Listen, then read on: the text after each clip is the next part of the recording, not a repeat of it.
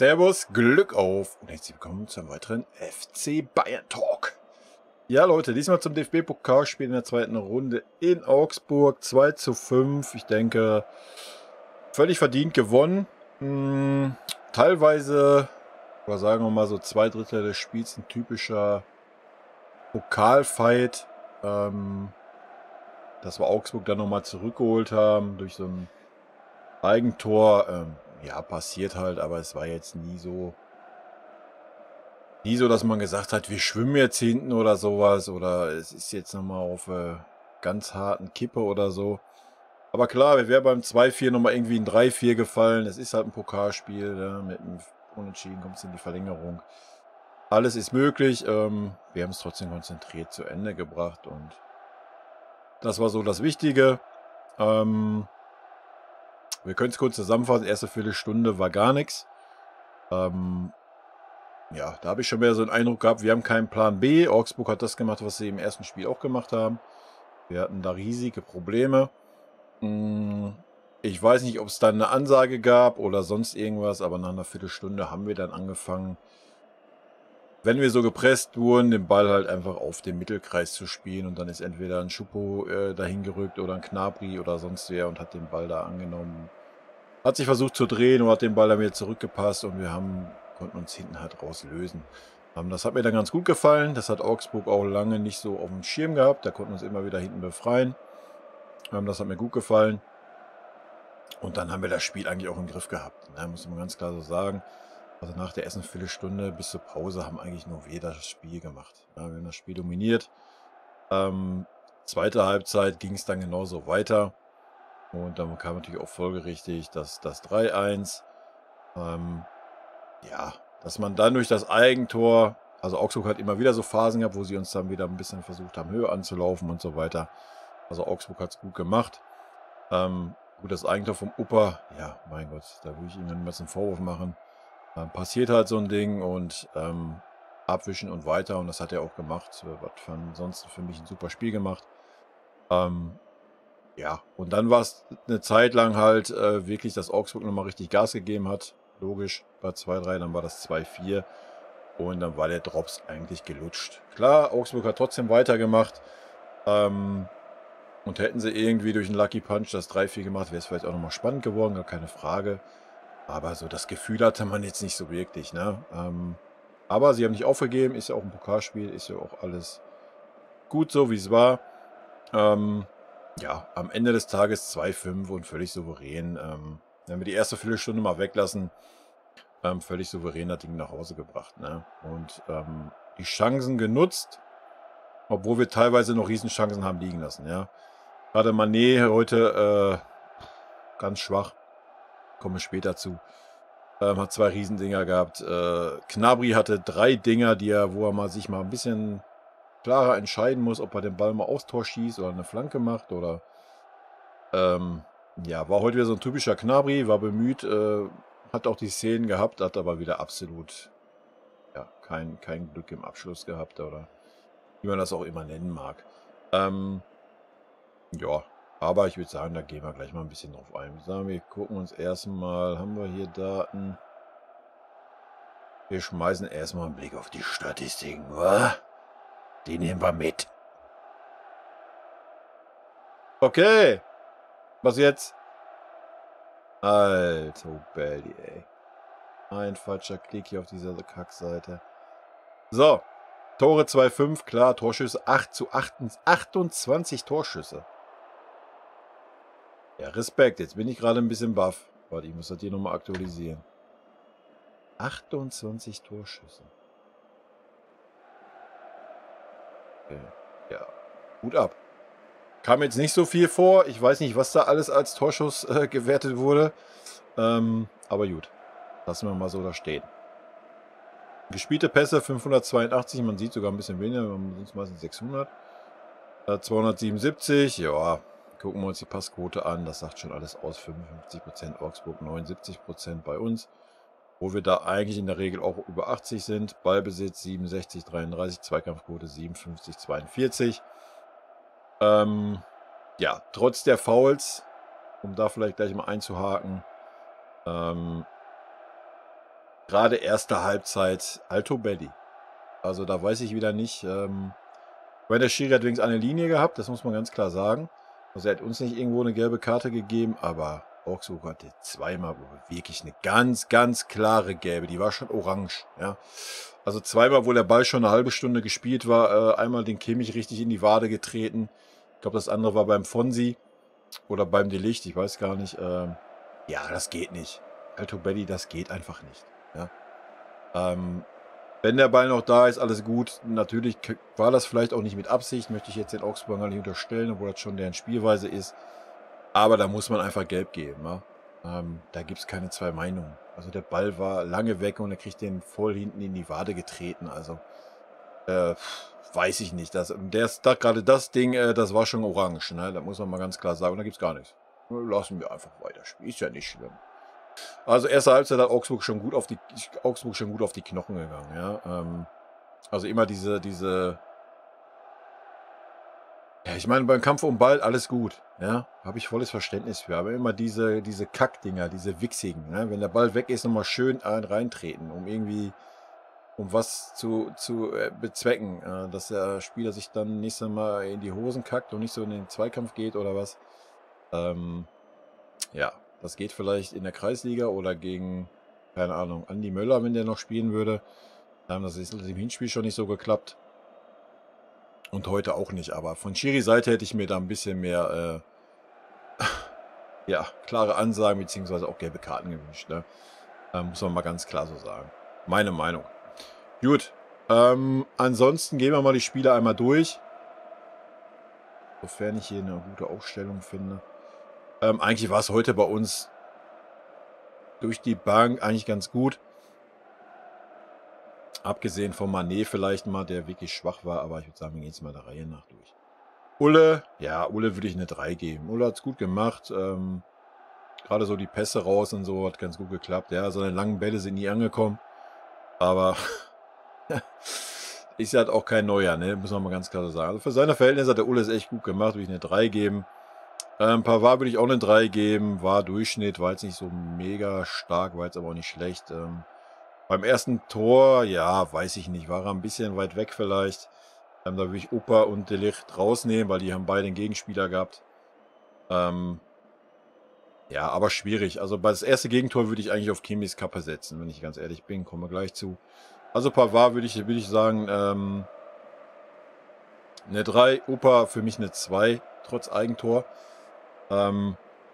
Ja, Pech. Ist er nicht dran, weiß man nicht, was dann passiert. Ich meine, da hinten war noch der Niederlechner, der sonst so eben die Linie gedrückt hätte wahrscheinlich. Ansonsten war Opa aber wieder bärenstark. Er war auch der aktivere von beiden Innenverteidigern, muss man mal sagen. Von daher sehe ich ihn einen Tacken vor De Ligt, obwohl De Ligt heute auch ein gutes Spiel gemacht hat. Er hat auch viele Bälle abgefangen. Ja, aber ich würde den Opa auf eine 2 setzen und De Ligt auf eine 3. Davis heute eine ganz, ganz klare 2, war eine ganz, ganz starke Leistung. Mich riesig gefreut, dass er das Tor noch gemacht hat. Schon vorher die Chance, die so knapp über den Winkelstrich. Ja, Davis war stark. War richtig stark, auch vom letzten Spiel schon. Also sehr, sehr gute Form gerade. Ganz, ganz klare 2. Kimmich bin ich ein bisschen zwiegespalten. Also erste Viertelstunde war richtig schlecht von Kimmich. Muss man mal wieder so sagen. Also da war wieder null Zweikampfverhalten, auch den Zweikampf vorm Gegentor. Deswegen würde ich auch sagen, das Gegentor geht eigentlich auf seine Kappe, dann kannst du da schon verhindern. Also das war richtig schwach. Sonst auch das Stellungsspiel. Also ich weiß, wer defensiv, ich weiß es nicht. Ich sehe ihn da nicht. Ich sehe ihn da nicht als richtig defensiver Spieler. Man hat es wieder gesehen, wenn er ein bisschen Druck kriegt, wenn er zugestellt wird, hat er arge Probleme. Ja, wie gesagt, nach einer Viertelstunde waren wir besser im Spiel, haben dann auch die Bälle einfach blind auf den Mittelkreis gespielt. Dann war es einen Tacken besser. Kimmich hat dann ein bisschen mehr Platz gekriegt. Kimmich wurde auch immer besser im Spiel. Also nach vorne hin war es echt gut. Aber nach hinten hin ist er trotzdem immer noch zwischendurch einfach zu weit weg von den Leuten und hinterher gelaufen. Aber da haben unsere Innenverteidiger heute ganz, ganz gut mitgearbeitet. Ja, war heute halt nicht wieder so ein 6er, 2 8er, zumindest nicht nach meinem Gefühl, sondern wieder so ein 6er, ein 8er.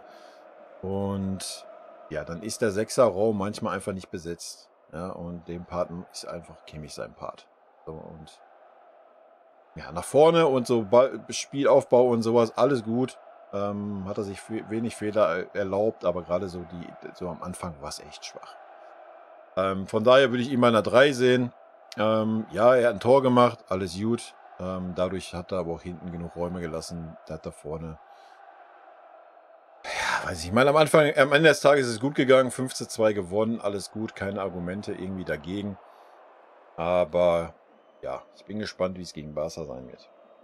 Also die Räume, die da wieder offen waren, mittig, also schwierig. Kann man jetzt vielleicht nicht unbedingt Kimmich den großen Vorwurf machen, weil das wird ja wahrscheinlich auch eine taktische Anweisung sein. Aber weiß ich, kann man auf jeden Fall besser spielen, was die Defensive anbelangt. Nach vorne brauchen wir nicht drüber reden, weil Kimmich heute der Leader, der Ballverteiler. Hat er gut gemacht, umso länger das Spiel ging, umso besser kam er auch rein ins Spiel. Dann auch mal ein paar entscheidende Zweikämpfe gewonnen. Hat auch gut auf die Socken gekriegt, das muss man auch mal ganz klar sagen. Vielleicht hat ihn das dann auch ein bisschen angefixt, dass er besser wurde. I don't know. Aber danach war er gut. Ja, wenn wir das Tor dabei zählen, ja, dann müssen wir ihn eigentlich eine 2 geben. Eine schlechte 2 geben. Also irgendwo zwischen 2 und 3 sehe ich ihn. Goretzka war für mich heute nicht so auffällig stark wie die letzten Spiele. Würde ich eine schwache 3 geben. Wie gesagt, er war nicht so auffällig. Auch nach vorne hin so relativ wenig gesehen. So die letzten 20 Minuten, oder sagen wir die letzten 25 Minuten, da hättest du ihn schon längst auswechseln müssen. Da war einfach gar nichts mehr zu sehen vom Leon. Weder defensiv noch offensiv, also weiß ich nicht. Ich meine, wir haben Sabitzer, wir haben Grafenberg, den kannst du noch einfach in der 70. Minute rausnehmen. Ja, da stand es, glaube ich, gerade 3:2, ne? Ich sehe die Tore jetzt hier leider nicht gleichzeitig. Guck mal. So. 59. war 3:1, 74. Ja, 65. war 3:2. Ja, gut. Ja, dass man da nicht unbedingt das vielleicht auseinanderreißen möchte, aber ich sag mal, so ein Sabitzer ist ja jetzt nicht unerfahren. Aber hat es ja die letzten Wochen gut gemacht, also dann hätte man da auch blind einwechseln können. Aber kann ich schon irgendwo nachvollziehen. Und dass man Leon da vielleicht auch einen Platz lässt, aber war jetzt aus meiner Sicht nicht so gut. Musiala war auch eher unauffällig. Zu den letzten Spielen war für mich trotzdem eine gute Leistung, hat sein Tor dann auch noch gemacht.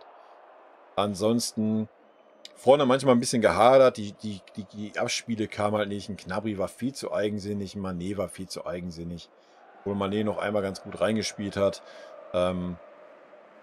Ja, da hat man schon gesehen, dass dem Musiala so ein bisschen so ein Spielpartner fehlt. Ne? Also Mané und Gnabry, die sind mehr so egoistisch, so eigene Tormäßig. Da hat man schon gesehen, dass ihnen so ein Sané da fehlt da vorne. Ne? Bei dem war mal ein bisschen. Also das war ja ausbaufähig. Aber ansonsten hat er ein gutes Spiel gemacht, meines Erachtens nach. Hat auch viel mit nach hinten gearbeitet. Ja, würde ich auch zwischen 2 und 3, aber das Tor auch gemacht. Also von daher würde ich ihn so sehen wie ein Kimmich ungefähr. Kommen wir zum Mané. Mané war schwach. Mané habe ich mir schon gedacht, wenn der Nagelsmann jetzt endlich mal seinen Worten Taten folgen lässt, dann kommt er nicht mehr aus der Halbzeit raus. Ja, dem ist halt einfach gar nichts gelungen. Da muss man den einfach auch rausnehmen. Punkt. Ich denke, man hat auch bei der Auswechslung gesehen, dass klar war er nicht glücklich, dass er ausgewechselt wurde, aber ich denke, er weiß auch selber, dass er eine schlechte Leistung gebracht hat. Das hat man auch in jeder Aktion gesehen. Hat kaum Ball mal zum Mann gekriegt, die Chancen kläglich versiebt. Also, ja, war einfach nicht sein Tag, muss man einfach mal so sehen. Er hat dann ja relativ früh ausgewechselt, 55. oder 56. glaube ich. Hier steht 57. Ja, von daher völlig okay. Hat dann Coman gebracht. Weiß ich, war jetzt auch wieder so ein bisschen blass. Ich weiß, das sehen wir die ganzen Coman-Liebhaber anders. Ja, weiß ich nicht. Erwarte ich mehr, wenn Coman reinkommt, bin ich ganz ehrlich. Erst recht in so einem Spiel, wo er Raum hat, wo er Platz hat. Ja, er hat 1, 2 gute Läufe gehabt, keine Frage. Ja gut, er kam auch jetzt wieder aus der Sperre raus, hat nicht so den Spielrhythmus. Ja, alles gut, aber es geht trotzdem mehr, meines Erachtens. Okay, Mané würde ich eine schwache 4 geben, muss man mal ganz klar sagen. Also hätte er wenigstens eine Chance genutzt von den Dingern. Er hatte riesige Chancen, ja, 2 Stück. Hat einen guten Ball, einen guten Querpass gespielt zur Vorlage. Ansonsten ist ihm halt echt wenig gelungen. Auch dann so nach hinten hin die zwei. Ich meine, er nimmt die Zweikämpfe, keine Frage, aber auch da heute war einfach nichts. Muss man einfach so sagen. Gnabry war heute, habe ich vorhin schon angerissen. Ja, war wieder der typische Gnabry. Obwohl man sagen muss, er war bemüht, er war im Spiel, ja. Nach hinten wieder zwischendurch wieder dieses Alibi nach hinten gejogge und nicht wirklich so in den Zweikampf gehen, auch dann nach außen fallen lassen und dann wirklich nur so ein bisschen dumm im Raum stehen, nicht irgendwie den Zweikampf suchen, das fand ich wieder ein bisschen semi-gut. Nach vorne hin war er super auffällig, war quirlig, war engagiert, hat aber einfach wieder Scheiße am Fuß gehabt. Ja? Und jedes Mal, also Gnabry war heute, hat er, ich würde sagen, 80% oder 70% seiner Spiele ist immer so, dass ein Gnabry sich immer falsch entscheidet. Ja, einmal hätte er ganz klar auf Mané querspielen müssen. Okay, war relativ spät, verstehe ich, wenn man dann so denkt, ja, Mané hat heute nicht den besten Tag, versuche ich lieber selber. Aber es war einfach so frei, den muss er quer liegen. Ja. Und die anderen Dinger, die er da geschossen hat, Spieler seiner Klasse, ja, verlange ich, wenn er da 4 oder 5 Torschüsse hat, ich kann ja gleich mal gucken auf eine Statistik, wie steht er da vielleicht, dass er die wenigstens aufs Tor bringt. Ja. Das war nicht der Fall. Das war nicht der Fall. Ja, also würde ich sagen, war auch so ein Mittelding. Würde ich aber auf jeden Fall eine Stufe schlechter wie Kimmich und Musiala sehen, wie ich zwischen 3. Eine schlechte 3, würde ich sagen, Gnabry. Choupo würde ich eine, ja, würde ich eine zwischen 2 und 3, so wie ein Kimmich und Musiala sehen.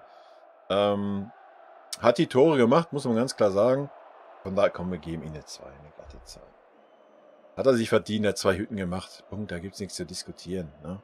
War sonst auch engagiert, hat viele, auch gerade erste Halbzeit, wie ich gesagt habe, immer diese Bälle dann auf den Mittelkreis, wo er dann rausgerückt ist und den Ball da angenommen hat oder wieder zurückgepasst hat, so dass wir ein bisschen rauskamen hinten. Hat sich sonst reingehauen. Klar war da heute jetzt nicht die spielerische Finesse wie gegen Freiburg. Aber das muss auch nicht immer sein. Ja? Er war da, wo ein Mittelstürmer sein muss, hat die Dinger gemacht.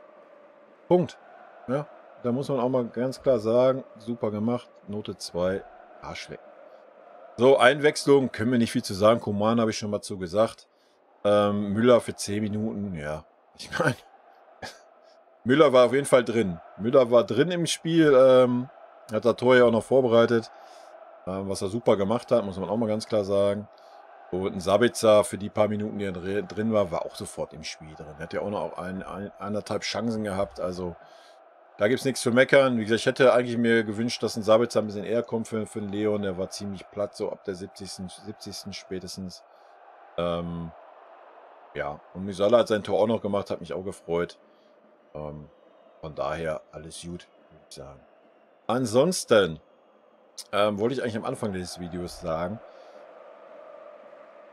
Leute, das Trikot hässlich, oder? Das Trikot ist ein Witz.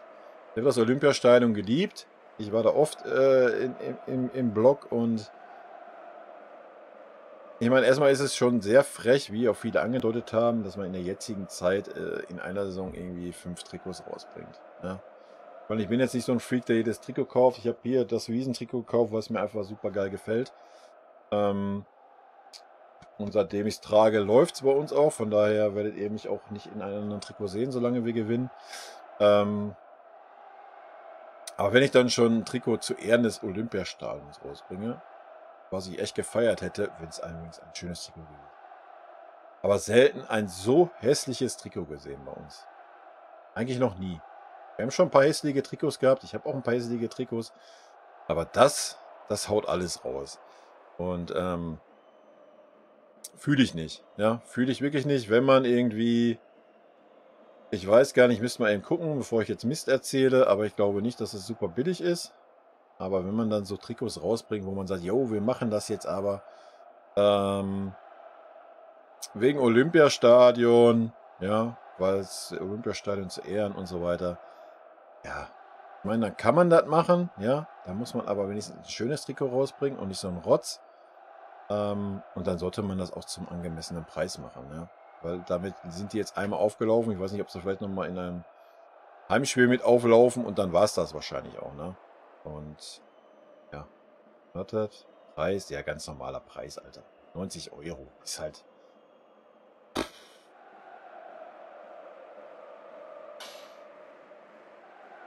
Das trifft es, glaube ich, am besten. Also, nee, Leute.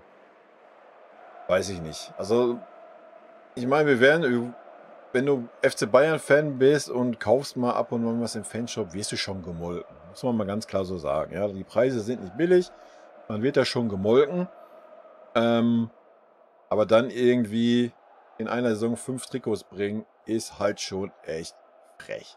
Ja, es sind sogar 6 Trikots, glaube ich, wenn man das andere Sondertrikot noch mit dabei zählt. Ne? Home, Away, Champions League, sonstige Trikots. Genau, haben wir das Wiesentrikot. Jetzt das Olympiastadion-Trikot. Und was gab es davor? Gab es da auch noch ein exklusives, wo es so eine kleine Auflage gab. Leider zu spät war. Das hätte ich halt auch noch gerne genommen. Also es werden sogar 6 Trikots in einer Saison. Ja, da muss man mal ganz klar sagen, Leute. Kommt mal wieder auf den Boden der Tatsachen. Es kann nicht sein, dass wir da die Spieler finanzieren. Ja? Und dann müsst ihr nicht mit dem Gnabry für 17 Millionen verlängern, dann müsst ihr keine 6 Trikots auf den Markt schmeißen. Das mal ganz klar zu sagen. Ich hoffe, das Trikot ist ein Ladenhüter. Ja, sage ich auch ganz klar. Ja, weiß ich nicht. Weiß nicht, was die Farben da sollen. Ich weiß nicht, inwieweit die da fürs Olympiastadion stehen sollen. Also, I don't know. Wird wahrscheinlich wieder irgendeinen Hintergrund haben, sonst irgendwas. Ich persönlich finde es frech. Selbst wenn es super geil ausgesehen hätte, weiß ich nicht. Ja, dann hätte man es wenigstens, wenn man es so sagt, so. Man tut es mal für die Fans, fürs Olympiastadion, dann hau doch einen Preis von 40 Euro raus. Für alle Mann. Ja, dann ist doch mal, und macht das Trikot schön. Dann ist doch alles gut. Alles andere ist halt einfach eine Frechheit. Ja. Weil ich denke, wir müssen uns nicht drüber unterhalten, was so ein Trikot in der Produktion kostet. Ich möchte nicht wissen, was da für eine Gewinnmarge drauf ist auf so ein Trikot. Ja, das wollte ich nur noch mal sagen, wollte ich eigentlich am Anfang des Videos sagen. Ansonsten, ja, gibt es nichts zu meckern heute, würde ich sagen. Ne? Klar, man hat mal einen schlechten Tag gehabt, alles gut, passiert. Vielleicht noch eine andere Sache, obwohl ich da vielleicht auch noch ein extra Video machen wollte, aber ich möchte es hier schon mal erwähnen.